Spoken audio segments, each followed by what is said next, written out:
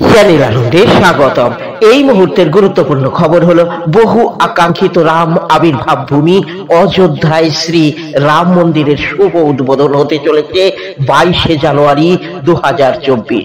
বিশেষ সূত্রের মাধ্যমে প্রাপ্ত খবর, শুভ উদ্বোধন করবেন ভারতের মাননীয় প্রধানমন্ত্রী নরেন্দ্র দামোদর দাস মোদী। 50টি দেশের এক একজন প্রতিনিধি অংশগ্রহণ করবেন বলে আশা করা যায়।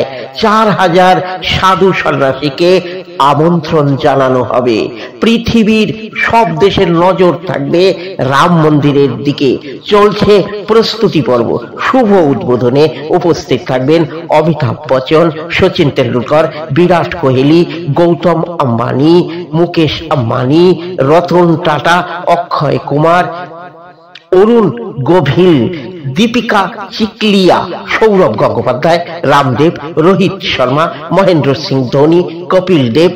আরও থাকবেন রামায়ণ সিরিয়ালে যারা প্রধান চরিত্রে অভিনয় করেছিলেন, তাদেরও আমন্ত্রণ জানানো হবে এই অনুষ্ঠানে।